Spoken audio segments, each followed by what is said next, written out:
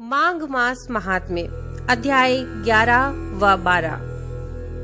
यमदूत कहने लगे कि हे वैश्य, मनुष्य को सदैव शालिग्राम की शिला में तथा वज्र या कीट चक्र में भगवान वासुदेव का पूजन करना चाहिए, क्योंकि सब पापों का नाश करने वाले, सब पुण्यों को देने वाले तथा मुक्ति प्रदान करने वाले भगवान विष्णु का इसमें निवास होता है।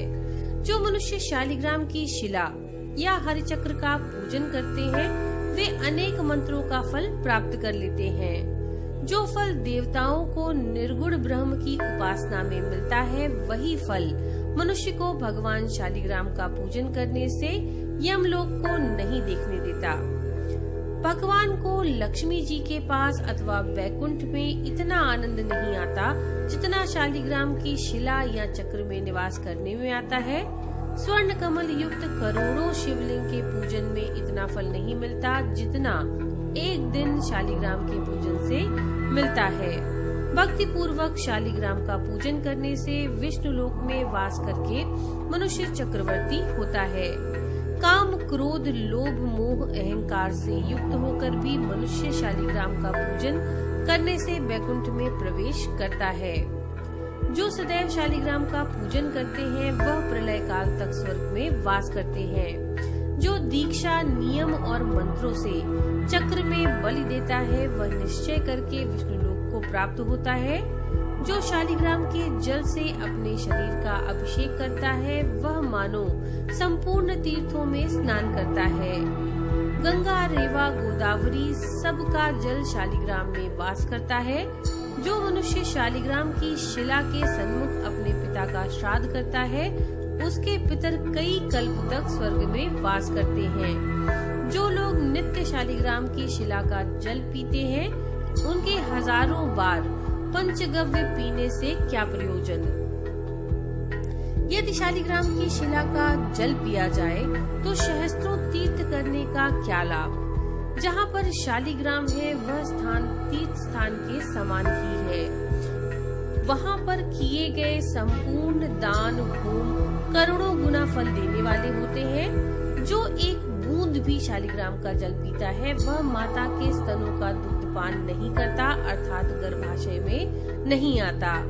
शालिग्राम शिला में जो कीड़े मकोड़े एक कोस के अंतर पर मरते हैं, वे भी वैकुंठ को प्राप्त होते हैं। जो फल वन में तप करने से प्राप्त होता है, वह फल भगवान को सदैव स्मरण करने से भी प्राप्त होता है। मोहवश अनेक प्रकार के घोर पाप करने वाला मनुष्य भी भगवान को प्रणाम करने से नरक में नहीं जाता। संसार में जितने तीर्थ और पुण्य स्थान हैं, भगवान के केवल नाम मात्र के कारण प्राप्त हो जाते हैं। यमदूत कहने लगे कि जो कोई प्रसंगवश भी एकादशी के व्रत को करता है, वह दुखों को प्राप्त नहीं होता। मास की दोनों एकादशी भगवान पद्मनाभ के दिन है। जब तक मनुष्य इन दिनों में व्रत नहीं करता, उसके शरीर में पाप बने रहते हैं। हजारों अश्वमेध, सैकड़ों वाजपेयी यज्ञ एकादशी व्रत की 16वीं कला के बराबर भी नहीं है। एकादशी के दिन व्रत करने से 11 इंद्रियों से किए हुए सभी पाप नष्ट हो जाते हैं। गंगा, गया, काशी, पुष्कर, कुरुक्षेत्र, यमुना, चंद्रभागा कोई भी एकादशी के तुल्य नहीं है। इस दिन व्रत करके मनुष्य अनायास ही वैकुंठ लोक को प्राप्त करता है। एकादशी को व्रत और रात्रि जागरण करने से माता, पिता और स्त्री के कुल की 10-10 पीढ़ियां उद्धार पाती हैं और वह पीताम्बर धरी होकर भगवान के निकट रहते हैं।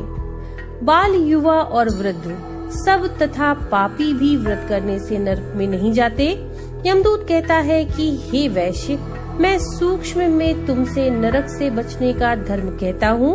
मन, कर्म और वचन से प्राणी मात्र का द्रोह न करना, इंद्रियों को वश में रखना, दान देना, भगवान की सेवा करना, नियम पूर्वक वर्णाश्रम धर्म का पालन करना, इन कर्मों के करने से मनुष्य नरक से बचा रहता है।